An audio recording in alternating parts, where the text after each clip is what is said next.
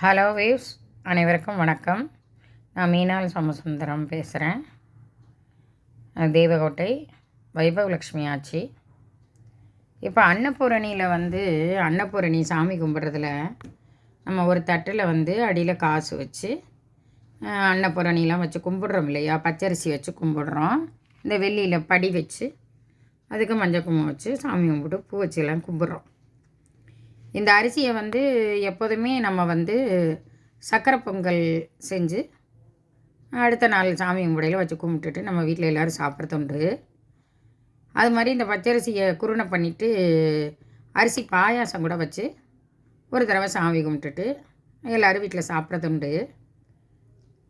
பாயாசமும் இனிப்பு, சக்கரை பொங்கலும் இனிப்பு இல்லை. அதனால் இப்போல்லாம் நாங்கள் என்ன செய்கிறோம், எல்லாருமே என்ன செய்யலாம்னா, சுகர் இருக்கிறதுனால எல்லாருக்கும் அது கண்ட்ரோல் பண்ணணும்ல, வராதவங்களுக்கும் வந்துடும். அடிக்கடி இனிப்பு சாப்பிட்டுட்டு இருக்கையில் சர்க்கரை, நாட்டு சர்க்கரை உடம்புக்கு நல்லது தான். இருந்தாலும் இதை இந்த அரிசியை நம்ம அடுத்த வாரம் வியாழக்கிழமை அன்னைக்கு எல்லா சாமியெல்லாம் விலக்கி பொட்டு வைக்கும்போது இந்த அரிசியை இப்படி எடுத்துடுறோம். ஒரு கிண்ணத்தில் எடுத்துடுறோம்ல. இந்த கிண்ணத்தில் இப்போ மஞ்சத்தூள், பூவு எல்லாமே இந்த கிடக்குது பாருங்கதுக்குள்ளார. இப்படி அதை தண்ணி ஊற்றி அலசினோம்னா எல்லாம் ஓடி போயிடும்.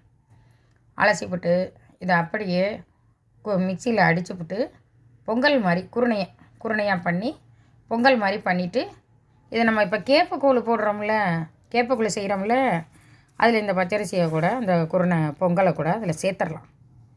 சேர்த்துட்டோம்னா அந்த கூழில் நம்ம கரைச்சி குடிக்கிறதுக்கு நல்ல ஒரு மனசுக்கு தெம்பாகவும் இருக்கும், பசியும் ஆறும்.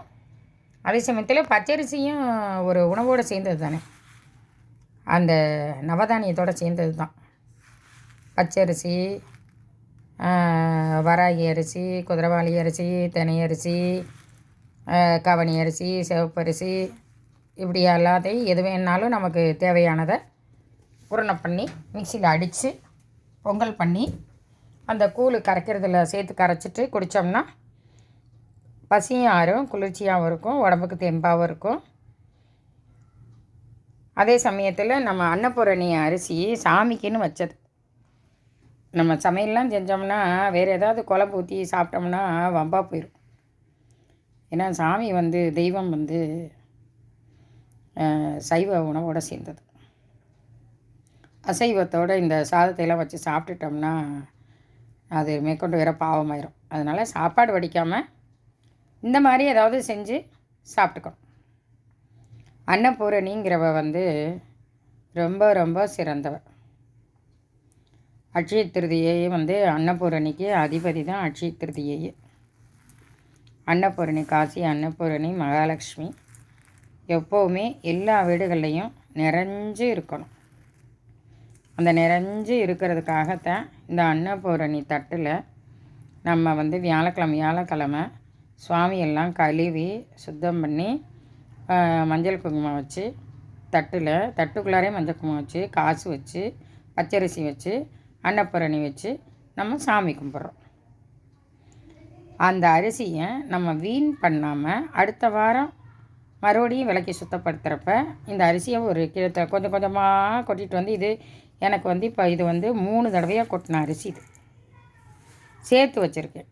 சேர்த்து வச்சு இப்போ தட்டில் கொட்டிட்டு வரேன். ஒரு டப்பாவில் வச்சுருந்தேன், இப்போ ஒரு தட்டில் கொட்டி நான் காட்டுறதுக்காக கொண்டாந்துருக்கேன். இது இப்போ அந்த மஞ்சள், பூ, இதில் பெரும்பூவை எடுத்துருவோம். மஞ்சள் கொஞ்சம் கொஞ்சம் துளிப்பூலாம் இருக்குது, தண்ணி ஊற்றி அலசிட்டா சரியாக போயிடும். ஓகேவா ஃப்ரெண்ட்ஸ்?